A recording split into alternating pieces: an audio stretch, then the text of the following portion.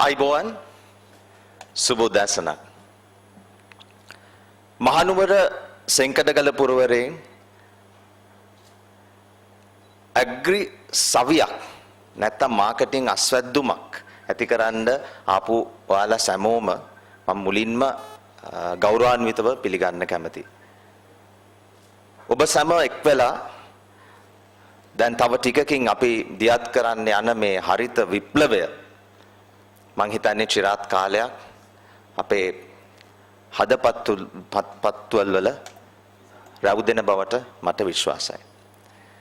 ගරු අමාත්‍යතුමනි ඔබතුමීගේ අද පැමිණීම මම දකින්නේ විශේෂිත වූ කඩයිමක් ඇග්‍රි සභාවේ යටතේ දියත් කිරීමක්.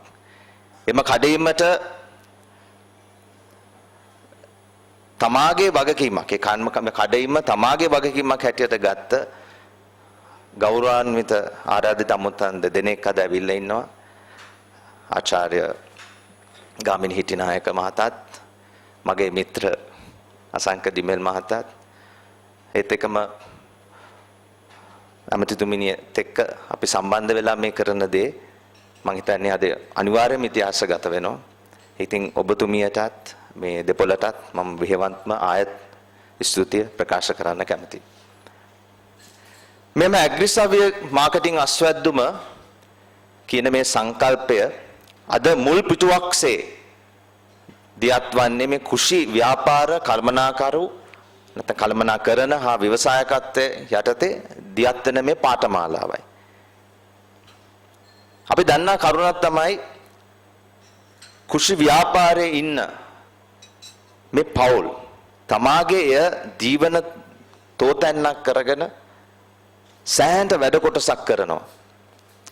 ඒ අයට අපිට ක්‍රියාදාමයක් හදලා අපිට උපයෝගී කරගෙන මේගොල්ලන්ගේ තියෙන අගයක් දෙන්න පුළුවන් නම් මං හිතන්නේ අපි ශ්‍රී ලාංකිකයන් වශයෙන් ලොකු වෙනසක් හදපත්ලෙම කරනවා. ඒ වෙනසට අවශ්‍ය කරන මේ ක්‍රියාදාමය තමයි අපි ඇති කරලා තියෙන්නේ.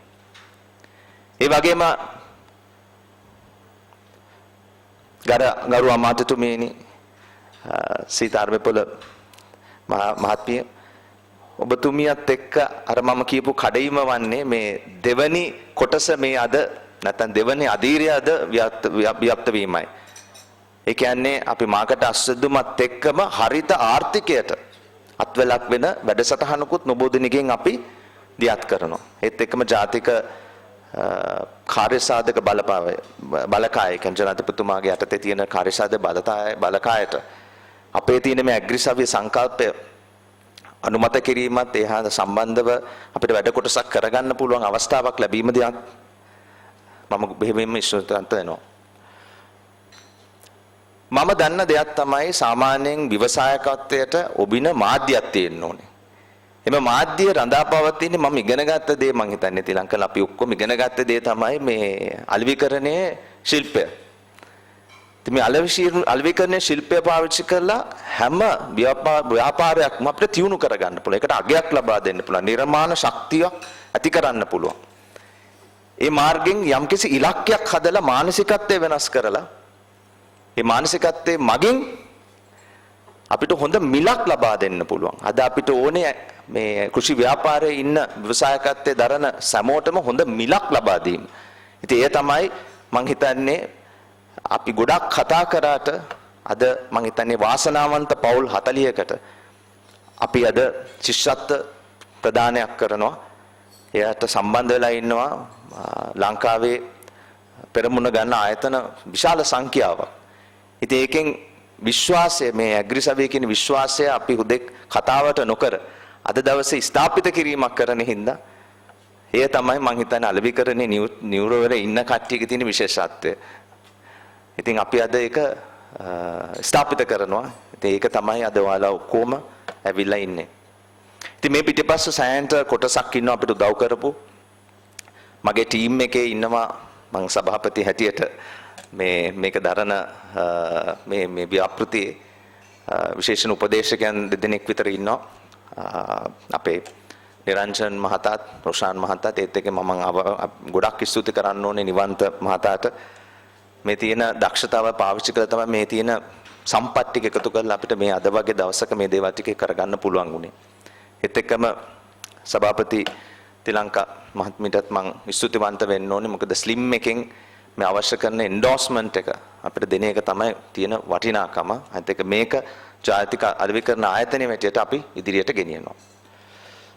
Honorable Minister, guest of honors, and all the distinguished guests, I must take this opportunity to first thank all of you to have graced this occasion wholeheartedly, because this presence of you is going to make a huge difference to the country.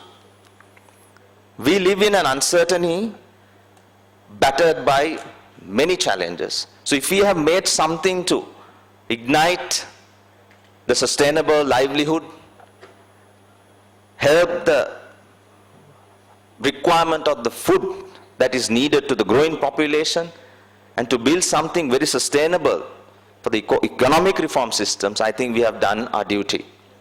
And what we have to understand is the farmer, the brand of farmer, they are the ones who are feeding us. They are the ones who are protecting us. And importantly, I think the professor will endorse me, they are the ones who are sustaining and helping the biodiversity moves into a greater direction. They are the ones who are controlling this ecosystem. So if we can't help them, I think we have failed in our duties. The other aspect I see is if you take the agriculture sector, representation is equivalent to about 6.4% of the world's GDP. But if you compare this with the Sri Lankan, right, 25% represents the population, but 8%, closer to about 8% represents the GDP. That's on the primary level. But if you make this a secondary level, adding the value, this can even go up to 15%. So this is exactly what we are going to do in this Agri-Savia. Agri-Savia will unite all to help you to transform your commodity mindset into more of value-added mindset. Because that's what the Sri Lankans as a nation needs. So if you do that, I think we have done our duties. So this is the platform to do it. So I shall thank again to all of the collaborative partners whom I should not mention. You would have heard enough of those collaborative partners. And important, the strategic partners. SLT Mobitel, Keels, CBL Samaposha, Sri Lanka Insurance Corporation. These strategic partners have made a difference to help our nation grow. So they had this trust. So finally, it's your day, and let this memorable day linger in your hearts, and let this be in Kandy. I come from Kandy, I studied in Kandy, so I'm very honored to be in Kandy and host this. And hopefully this will be the start, because we're actioning, dear Minister. So from here on onwards, we can take it to world stage. All the best, and have this event as the best event that you could. And this marketing Astaduma is the names. Have the best out of it and enjoy the day. Thank you.